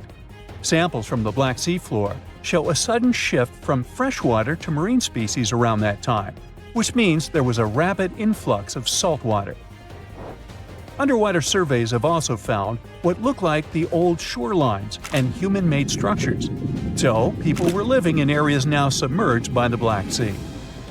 Plus, the timing of this flood matches up with known patterns of human migration into Europe, Asia, and Africa. They also say this flood could be the terrible flood from the story of Noah's Ark. Critics of the deluge theory say the evidence isn't as straightforward as it seems. Some think the transition from freshwater to saltwater in the Black Sea was more gradual than one sudden flood. They're also debating if people left the settlements before they went underwater or as a result. An old chronicle that's been around for about a century says there were 2 underground tunnels starting in what is now Romania and Bulgaria and stretching all the way under the Black Sea to Turkey. Back in the day, peasants used these tunnels to move their flocks of sheep to the Ottoman Empire and countries on the Asia Minor Peninsula. Who built these tunnels and why they run under the sea is a complete mystery. At some point, The entrances to these tunnels were sealed off for national security and were under tight guard. The security forces knew all about these massive tunnels and kept them off limits. In the 1980s, a group of people working on the Danube-Black Sea Canal accidentally found another entrance to these mysterious tunnels. This one was in a cemetery in a town of Romania. Canal workers used it to regularly cross over into Bulgaria. One more cool thing about these two tunnels is that some people think they were built thousands of years ago. If you ever try to dig a tunnel under the sea, you'll know how tricky it is even now with all the tech we have. So if the tunnels are really that old, whoever built them was super advanced for their time. Now, there's an urban legend that says that the Black Sea has its own version of the Bermuda Triangle. Fishers describe some wild whirlpool that appears out of nowhere and drags entire flocks of birds, ships, and even small islands under the sea. And once, things got even wilder with a ship that vanished under weird conditions in 1944. It was during daylight, and some black fog with green flashing sparkles suddenly surrounded the vessel. No one has ever seen it since, and no one knows for sure if the story is true. But it sure adds a spooky touch to the mysteries of the Black Sea. Even in 2023, you can still find places where modern humans have never been. Imagine living on one of such isolated islands. You wouldn't know about modern civilization or have seen a person from the outside world. One such island is located in the Bay of Bengal in India. It's called North Sentinel Island, and getting there is strictly forbidden by law since the mid-20th century. Even if you try to reach there, the Indian Coast Guard won't allow it. But that's not the only hurdle you'll face. Say you have decided to reach this island in a small boat. The water is crystal clear, and you can see all sorts of fish swimming around as well as some gorgeous coral reefs. And then you see the island in the distance. It looks like a dream come true. But before you can even think about getting any closer, you notice some dots on the shore. Suddenly, something whizzes past you and lands in the water. Wait a minute, is that an arrow? Yep, and the next one hits the side of your boat. Looks like someone on the island really doesn't want visitors.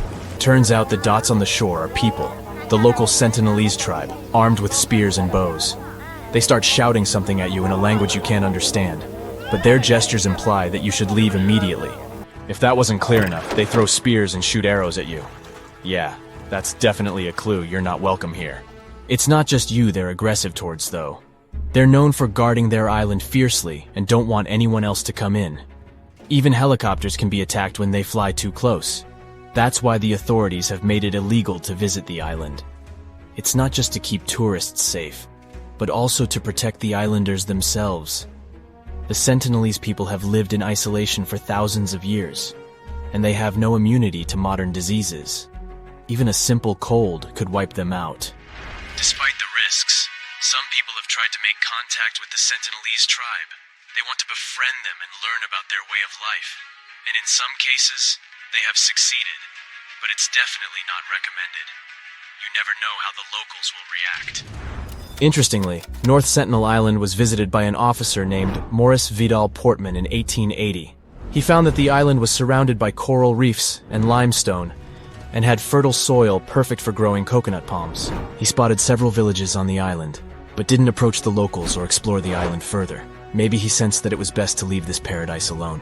In the past, researchers have attempted to establish friendly relationships with them by offering them fish as gifts, which the locals accepted, but still refused to allow any visitors to approach their home. Despite their complicated language, modern people were able to communicate with the islanders over several decades, and in 1991, one of the locals approached the boat that was carrying the gifts for the tribe and accepted them. In the same year, a group of locals even boarded the boat and took a bag of coconuts brought to them by a team of anthropologists. This was one of the last positive interactions with the tribe, as India's government has prohibited any interaction with the Sentinelese for their safety. There is another beautiful island located 25 miles off the coast of Brazil, which has a lighthouse that serves as evidence of modern humans' presence. However, there are no people on the island, and the Coast Guard occasionally check the lighthouse to ensure that no strangers have visited the place. People are not allowed to visit this island for their own good since it can be dangerous. So, what's wrong with Snake Island? The name will give you a hint. It's got like 4,000 snakes all over the place. Basically, one every 10 square feet. They slither on the ground and hang from the trees. And these are not just any snakes, but some of the most venomous in the world. They're called golden lanceheads, and they only live on this island. The snakes are so savage that they specialize on hunting birds that come here to rest during their long flights. The island used to be connected to Brazil, but it got separated by the sea about 10,000 years ago, and since then these snakes have ruled the roost. They're the kings of the island, and they have no predators to fear, but they don't have a lot of food options either, so they evolved to have super venomous bites to take down their prey easily. Anyway, enough about snakes. Let me tell you about another creepy island in Mexico. It is located in one of the canals in the area called Xochimilco, just 11 miles away from Mexico City. It's not forbidden to visit or anything, but it's pretty scary anyway. So have you heard of the Island of the Dolls? It's a creepy place filled with dolls hanging from trees and buildings. A guy in the 50s moved here alone from Mexico City and started hanging them up, and continued to do so for decades, making the place look like a haunted doll graveyard. But wait, it gets even creepier. The dolls have deteriorated over time, covered in moss and turned green. Some say they come to life at night. If that doesn't give you the heebie-jeebies, I don't know what will. Now let me tell you about Bouvet Island, one of the most mysterious places on Earth. It's located in the South Atlantic Ocean, 1,600 miles away from South Africa and 1,100 miles from Antarctica. It's super difficult to reach, and normally you can only do so from large ships passing by. The island is almost entirely covered by a glacier, and at its center, there is a volcanic crater. The only inhabitants of this place are penguins and seals. It's a perfect location for someone who wants to be alone, away from civilization. It was discovered in 1739 by a French explorer, but they didn't write down the location, so for almost 70 years nobody knew where it was. In the early 19th century, it was rediscovered, but it wasn't until 1927 that someone actually set foot on its shores. Fast forward to the mid-20th century, and some people decide to build a weather station there. When they arrived, they found something super weird, an empty lifeboat just chilling in a lagoon with a bunch of seals. It was in good shape, and there were oars and a buoyancy tank nearby. There weren't any markings or signs of who it belonged to, but it seemed like whoever had been on it had escaped from a wrecked ship. Strange thing though, there were no footprints or signs of people on the island, so where did the sailors go? Nobody knows.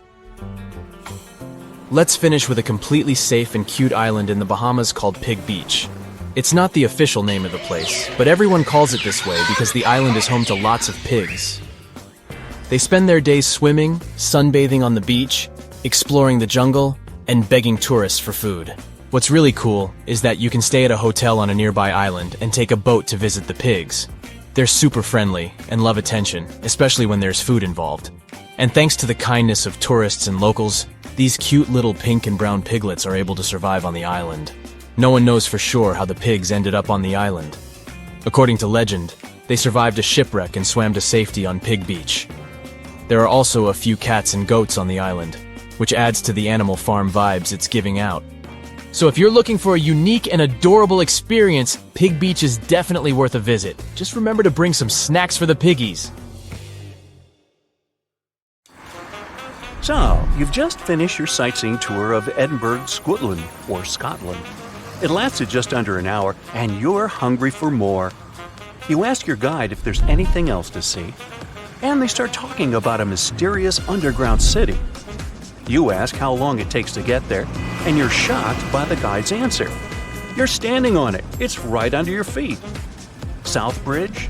But you were just there and didn't notice a giant arrow pointing down. So this is where the mystery starts. The story begins in the mid-1700s. The Scottish capital wasn't as big as it is today. Only 60,000 people lived around Edinburgh Castle. All of them were packed inside medieval walls, and they say today's cities are overpopulated. Get a load of the living conditions back then. The buildings were tall, so there was little natural light. Some houses had 14 stories. Cows walked the narrow winding streets and left stuff. Things were so bad that the famous English writer Daniel Defoe noted, "I believe that in no city in the world so many people have so little room." Yep, that's the guy who wrote Robinson Crusoe. Well, something just had to be done. The solution was to build 2 long bridges to the north and to the south of the city. The names they gave the bridges were more descriptive than colorful. The bridge to the north was completed first. In 1785, construction on the second bridge got underway. It was going to connect the main pedestrian street in the north with the university buildings in the south of Edinburgh. But don't think of this construction as a modern bridge over a river. It was more of a viaduct, a type of bridge that connects 2 hills across a valley. The word viaduct comes from Latin, as Romans were pioneers in building these structures. Their capital was built on 7 hills. And just to be copycats, Edinburgh also straddled 7 major hills. Only 2 are visible today because the city has been built up. Now, back in the 18th century, the construction of the South Bridge was a remarkable feat of engineering. It took the builders only 3 years to complete it. 19 stone arches spanned a chasm that was 31 feet at its deepest point, and the length over 1,000 feet. Impressive, even for today's standards. But what does a 2.5 centuries old viaduct have to do with an underground city? Well, it is the city. You see, they designed Southbridge to be hollow on the inside. As you walk along this street today, there is actually a huge human-made cave beneath your feet. The popular name for this set of chambers is the Edinburgh Vaults. But what was the purpose of this space? And is there something or someone there now? Well, let's take it one step at a time. The builder's original intention was for these vaults to serve as merchant shops. At first, it worked out fine. Merchants used a total of 120 vaults as shops and warehouses. There were workshops, cobblers, and taverns. But as time went by, a major design flaw came to light. The stone was leaking, and the vaults were damp all the time. There was even flooding. The builders forgot to waterproof the structure. The merchants feared the water would damage their precious goods. After just a couple of years, the first tenants started moving out. Once legal trade moved away from the vaults, the city's poor moved in. And not only them, but all sorts of shady characters. Historians don't know much about this period, since there are no written records. But even the squatters had to leave soon. If you couldn't do business in these vaults, how could you live in them? It was damp and cold, and there was no ventilation, sanitation, or natural light. It really stunk. Every real estate agent's worst nightmare. Just 30 years after their completion, the Southbridge vaults were abandoned once and for all. But at a street level, business was as usual. The officials decided to fill the vaults with rubble for security purposes. Buried and forgotten, the memory of a once teeming merchant quarter of Edinburgh slowly faded from people's minds. Now, this is where the story gets a bit weird. During the 1980s, a Scottish rugby player accidentally found a tunnel leading into the vaults. The athlete didn't waste any time and started excavating the vaults with the help of his son. Several tons of rubble, and a decade later, the Southbridge vaults have been restored to their former glory, so to speak. They were again dark and damp, as they were back in the 1700s. There were many interesting finds in this underground city. The vaults were littered with oyster shells, which were the standard diet for a working-class resident of Edinburgh at the time. Other finds, such as shoes and empty bottles, suggested that people actually lived in these claustrophobic vaults. Think of this the next time you see someone trying to rent their garage as an apartment. So, your guide was right. There really is a hidden city under the streets of Edinburgh. Well, at least one street. You have now gone down from the main pedestrian street into Cowgate. You look up and there it is, the only visible arch of the once impressive bridge. You are now searching online to book a tour of the vaults. You just have to see this place with your own eyes. But the Scottish capital isn't the only city with a mysterious underground. The historic region of Cappadocia in central Turkey hides no less than 36 cities beneath the ground. The biggest and the most impressive one wasn't discovered until 1963. It was built during the Byzantine era to protect the local population from invaders. We have similar structures made out of concrete in our cities, but the level of the Turkish underground city is really impressive. There are several levels, like in a multi-story car garage. The caves and tunnels lie 197 feet underground. That's 2/3 of the Statue of Liberty's height. The city could house 20,000 people at any given time, complete with livestock and food. The smell. Anyway, 20,000 is the average attendance at Major League Soccer matches today. You might want to add a field trip to one of these places the next time you go to Turkey. Most of these cities in Cappadocia can be found in rural areas. Makes sense, right? After all, they were dug out as hiding places. But in Europe, there is one city whose underground labyrinth resembles the vaults of Edinburgh. You've probably heard of Pilsen in the Czech Republic. But hold on a second, this isn't going to be a story of the most famous local product, something brewed perhaps? It's the story of a medieval city that survived underneath the streets of Pilsen. Water wells, cellars, and passageways stretch for more than 12 miles. Merchants and craftspeople used Pilsen's historical underground for storage. Water, food, ice, you name it. The waterworks are pretty impressive. Historians estimate that 360 wells are located under Pilsen's historical town center. In times of instability, the passageways served as safe havens for the locals. They definitely didn't go thirsty down there. Today, most tourists visit these mysterious underground cities. But in Canada, there's one where people live and work. The construction of Montreal's underground city began in 1962. The initial idea was to shelter traffic. That's a nice way to say that city officials were building a metro station. The idea caught on and the project expanded. Now, it's a real-life urban maze hidden under the downtown area. Need a place to stay? There are hotels down there. Want to grab a bite? Step into one of the underground restaurants. Multiple shops, a library, cinemas, the list is long. There are even residential complexes. But how can people live under the ground? Simple. Although the city itself lies beneath the earth, the access points are at ground level. You can enter the 20-mile-long tunnel network at more than 120 places. Oh, that's another place down under. Oops, sorry, Australia. Check out the cool map of New Orleans, USA.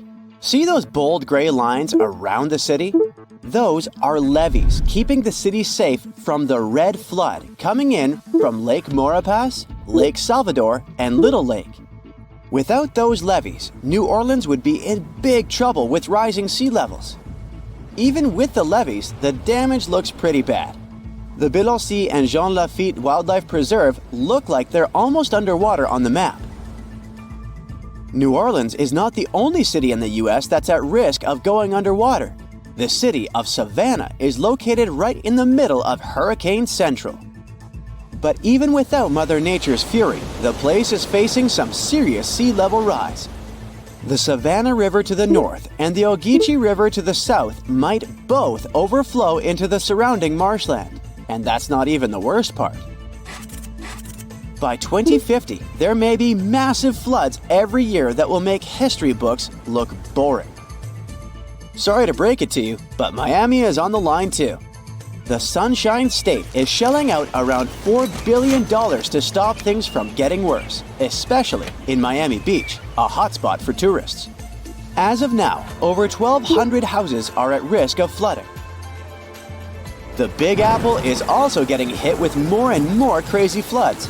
In November 2021, they even had their first ever flash flood emergency. But still, the city is not ready for it at all. Even the Statue of Liberty, one of the most famous spots in NYC, got messed up in Hurricane Sandy.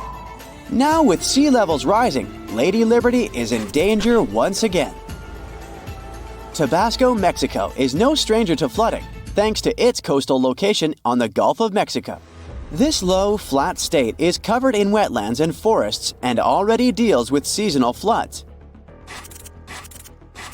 But with sea levels rising, it could eventually be completely taken over by water. This would put at risk some seriously important things, like the Mayan ruins of Malpasito and Comacalco and Tabasco sauce. Sorry, the sauce comes from Louisiana. Jokes aside, it's not just Tabasco. Parts of the Yucatan Peninsula and Baja California are also at risk from rising sea levels.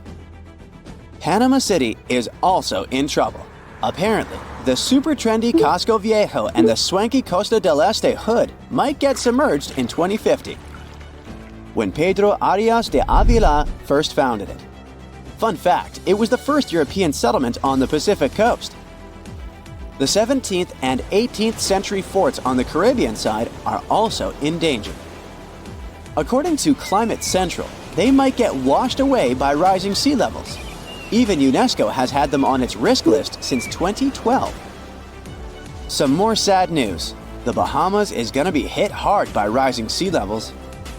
I mean, Hurricane Dorian was already a huge bummer in 2019.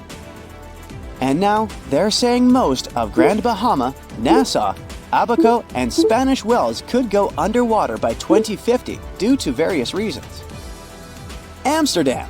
The Netherlands is one of the Low Countries for a reason. The city and its buddies Rotterdam and Den Haag sit low and close to the North Sea. You gotta hand it to the Dutch though. They know how to handle the water and keep it at bay with high-tech flood defenses. With sea levels constantly on the rise, it looks like their impressive system of dikes, dams, barriers, levees, and floodgates is gonna get even more crucial in the future. Still, despite all the effort, some experts are afraid that the Venice of the North might go underwater by 2030. Well, this one is not something you would expect, but still. Venice is sinking by 2 millimeters every year, and the sea levels are rising. This means that the city is getting flooded more often, and it's only going to get worse because of climate change. Just like New Orleans, Venice has a flood defense system, but as the crisis gets worse, it's going to be harder and more expensive to keep it going. Even worse, beautiful St. Mark's Basilica has already been hit hard by flooding. They tried to introduce a flood barrier system, but even that didn't work out perfectly. In 2020, the flood barrier was not used and St. Mark's Square got majorly damaged. Looks like even when we try to prevent the effects of climate change, things don't always go according to plan. In London, rising sea levels are causing more flooding along the Thames estuary, and it's not looking good.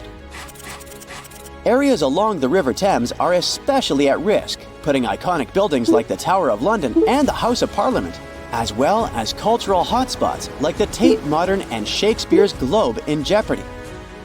And the British Museum? It has so much precious stuff, even Gollum would be jealous. We just can't let it go underwater. During your next Euro trip, make sure to add Bruges in Belgium to your list. Chances are you won't see it if you skip it this time. The thing is, it's also in danger of getting flooded. Bruges is now a UNESCO World Heritage Site, so we really hope they can protect it from any potential floods. Plus, it has a lot of nice local specialties we don't want to lose. You may not know it, but Andalusia in Spain is home to Western Europe's oldest city, Cadiz. It's been around for over 3,000 years thanks to the Phoenicians.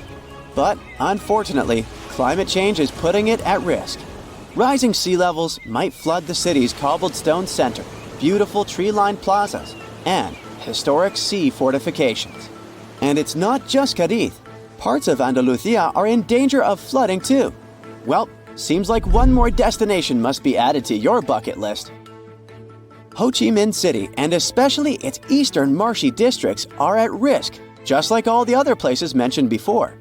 And it looks like the whole city is going to have a tough time with the Mekong Delta. While the main part of the city probably won't be completely submerged by 2030, flooding and storms are definitely going to become a big problem. So, it turns out that Bangkok might be in some hot water due to global warming. Literally, a 2020 study says that Bangkok could be one of the cities most dramatically affected by rising sea levels. It's sitting pretty low at just 5 feet above sea level. And to make things even more interesting, it's sinking at a speedy rate of 1 inch per year. And the cherry on top? The soil it's built on is super dense clay, which means it's basically a flood magnet. By 2030, parts of Bangkok, including the main airport, might have to get used to living underwater. The next city at risk is Kolkata, India. The fertile land in West Bengal has been a major key to their success for ages, but now it's causing some big worries in Kolkata and the surrounding areas. Just like Ho Chi Minh City, they could have some serious problems with all that rain during monsoon season. And the map of what could happen in 2100 is pretty scary stuff.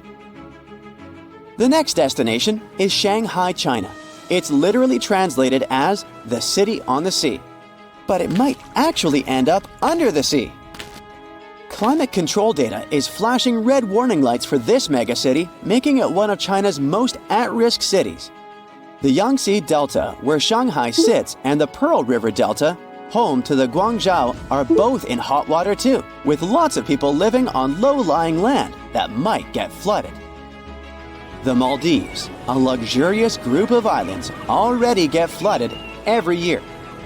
Experts think they might lose 80 or even more % of their islands in the next 30 years. The Maldivian authorities aren't taking any chances though.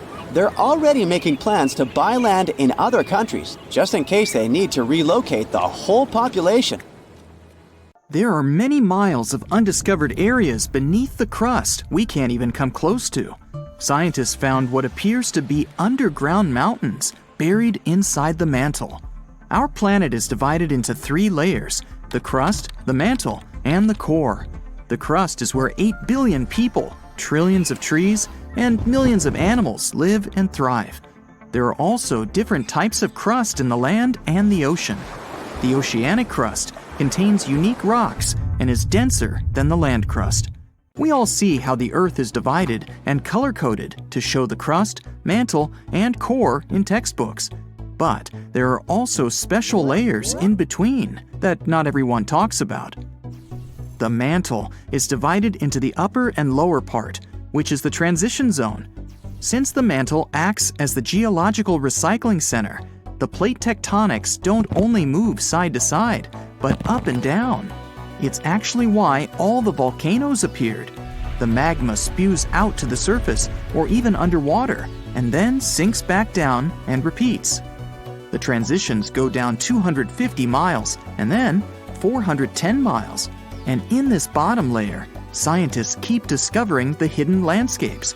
The mountains in the mantle are more rugged and much larger than the ones on the crust. Scientists found a mountain range with peaks higher than Mount Everest. Some of them are as high as 600 miles. When the continents were still landlocked together, there may have been some hidden lands now underwater. Theories suggest that Iceland used to be part of a larger microcontinent, Icelandia, which connected present-day Iceland with Greenland and Scandinavia. The idea digs even deeper to a greater Icelandia, which includes Britain.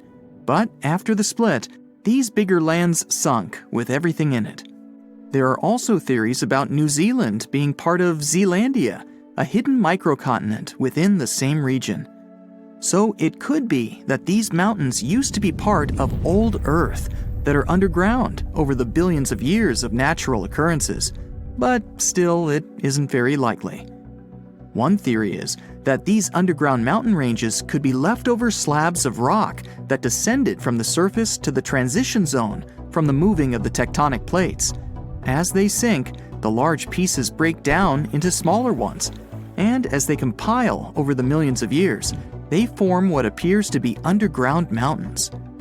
Since the mantle is the geologic recycling zone, it's likely that the rocks down there used to be part of the surface. They weren't large pieces of land that got hidden, just like dogs hide bones in the garden, but it takes way more time to hide mountains. Some parts of the mantle appear to be smooth, while others aren't so much.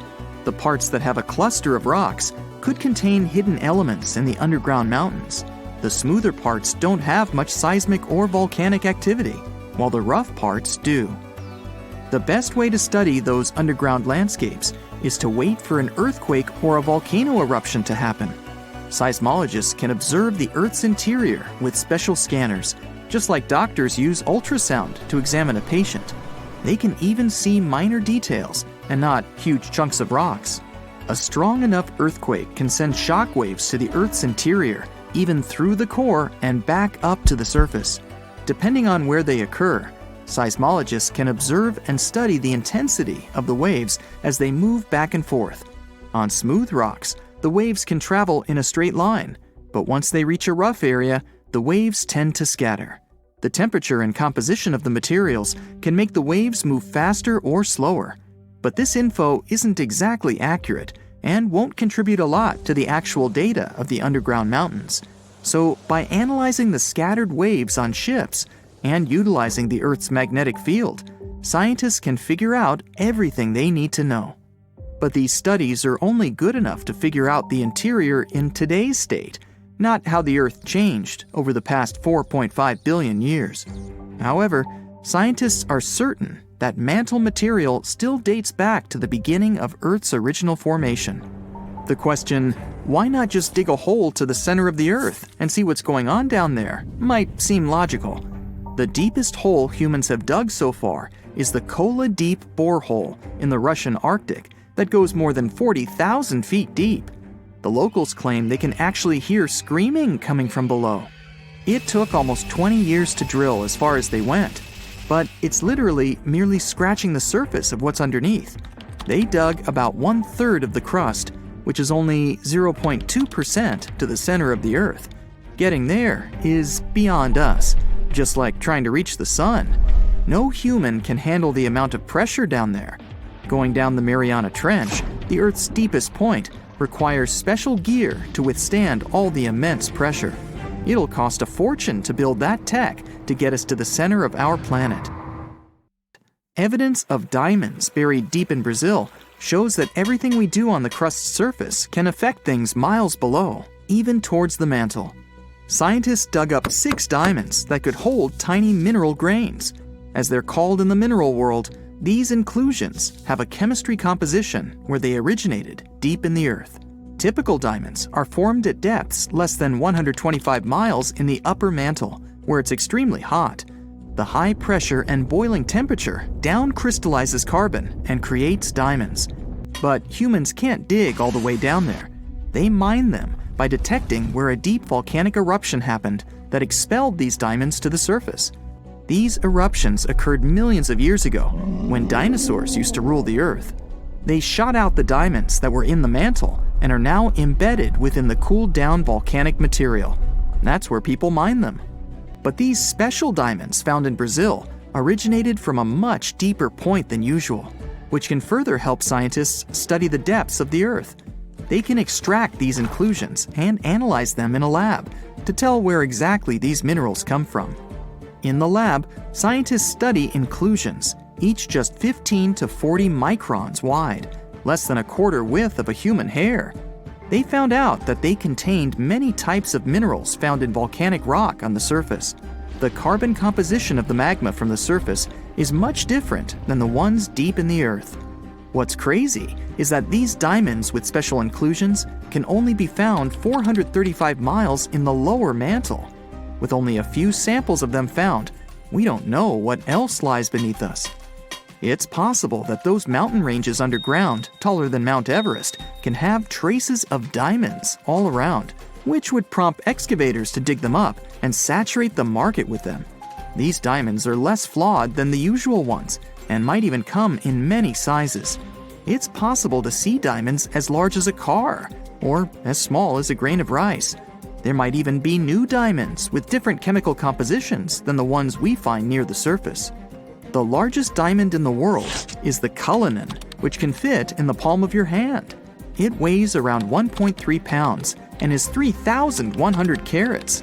It was found in 1905 in South Africa. For anything to exist on Earth, you need carbon. In a nutshell, the carbon cycle is when plants and algae release carbon dioxide into the atmosphere or dissolved in water through photosynthesis. It's converted into carbohydrates and stored as fat. Later on, carbon dioxide is released into the atmosphere through breathing, which the plants benefit from, and the cycle goes on. Scientists claim that there might even be a carbon cycle in Earth's interior. The oceanic crust has a lot of carbon sediment that could mix with the upper and lower mantle layer. But there still isn't enough evidence to support this. The deep diamonds might be the key to popping open that theory. Only time will tell. Its ruins lie somewhere in the darkness of the ocean depths, covered in seaweed, damaged by the ravages of time. The city of Atlantis allegedly existed 12,000 years ago. Then it sank, and over centuries, people have been passing stories about it. Many think it was just a regular island, but so many legends tell about a powerful empire. Atlantis supposedly was one of the wealthiest and most fascinating cities of its time. Your breath would have been taken away if you had stepped through its central gate. Amazing decorations and towering marble statues were all over the place. The rumor has it, the entire city is under the water now. Some people believe that it's on the seabed somewhere in the Bermuda Triangle. Some even claim that an underwater pyramid in the Atlantic is somehow responsible for all those planes, people, and boats that mysteriously disappear there, and no one can track them later. The story says that in the late 1960s, there was a group of treasure hunters that came across the ruins of an ancient city. It happened during one of their diving expeditions in the Bermuda region off the coast of Miami. They spoke about the intriguing remains of the city and mentioned a glass pyramid they also stumbled upon there. They claimed it was bigger than any other pyramid, even those discovered in Egypt. Of course, those were just stories. But unusual things do happen in that area. For example, volatile water currents or a strong vortex that occurs from time to time. The Bermuda Triangle is one of the best spots for researchers to explore. They go there to study minerals, the seabed, and the Gulf Stream. They study how the ocean influences weather. The geological structure of the planet's crust, deep down under the ocean floor, is especially interesting. The deepest point in the Atlantic Ocean lies in the Bermuda Triangle. Researchers have done a lot of studies and drilling there to find out what lies a couple of miles beneath the seabed in that area. There's an awesome variety of seabed landforms in the Bermuda Triangle. You can hardly see anything like that anywhere else on Earth, especially if you keep in mind that this is a relatively small ocean region. Look at this shelf with shallow banks. There are also plateaus, plains, and deep-sea trenches. If you believe the Bermuda Triangle is some sort of a trap, you're not wrong, considering its complex geological structure. There are a couple of groups of seamounts in the eastern and northern regions of the triangle. They're mostly unnamed. Some of them are up to 650 feet high. At such heights, they would be considered regular hills on the surface. But by ocean standards, these so-called underwater hills are like small mountains. They're either elliptical or round. You can see that if you take a look from above. There are more seamounts in the Pacific than in the Atlantic Ocean. The underwater world in the Atlantic is less diverse than in the Pacific, unless we're talking about the Bermuda Triangle. The limestone platform that forms the bottom of the triangle is nearly 3.7 miles deep, and this entire thick layer consists of the remains of small ancient creatures. In 2019, a big group of geologists published an article where they claimed that the triangle formed as a result of strong volcanic activity. For years, people believed there were ancient, long-extinct volcanoes that brought the Bermuda Islands from the sea bottom. So, one theory says the Bermuda Islands formed because there were disruptions in magma flows. Pieces of ancient plates that were already in the mantle went up to the surface, and then they mixed. That's how many volcanic islands in the oceans could form. Knowing this, science fiction writers let their imagination run wild. They told stories about scary creatures and mystical cities, or islands, hidden deep down beneath all those layers. All these mysterious stories encourage people to create their own theories. In the 15th century, a well-known man named Christopher Columbus was on what would later become one of the greatest and most important expeditions ever. He was one of the first people to tell stories about a mysterious region that was later called the Bermuda Triangle. This area was first known as the Somers Isles, named after British naval hero and privateer George Somers. But Spanish explorer Juan de Bermudez discovered the island in 1505, and that's when the area got the name it has today.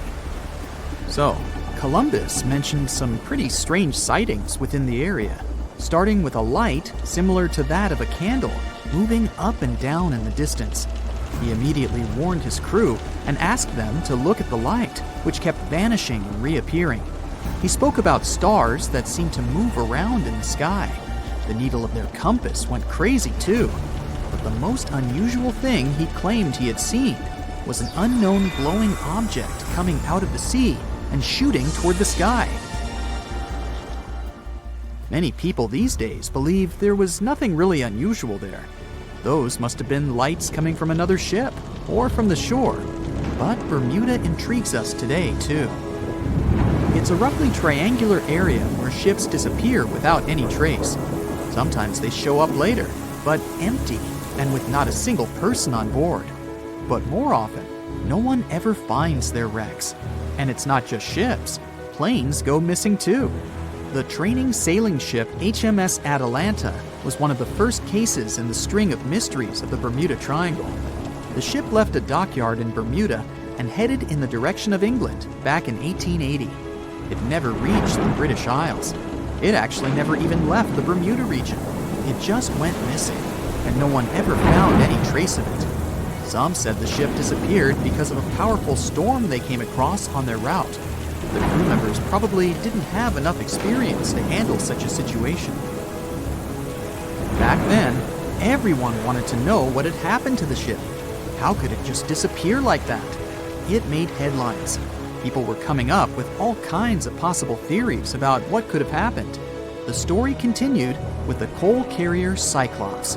In 1918, it sailed off the island of Barbados, and after a couple of days, the situation repeated. The ship disappeared without a trace, along with more than 300 people on board. 3 years later, in 1921, a Coast Guard on the Diamond Shoals near Cape Hatteras, North Carolina, discovered a massive commercial ship that ran aground. The Guard was prepared to help people in trouble, but they had no one to save. The ship was empty. None of the passengers or crew members were there.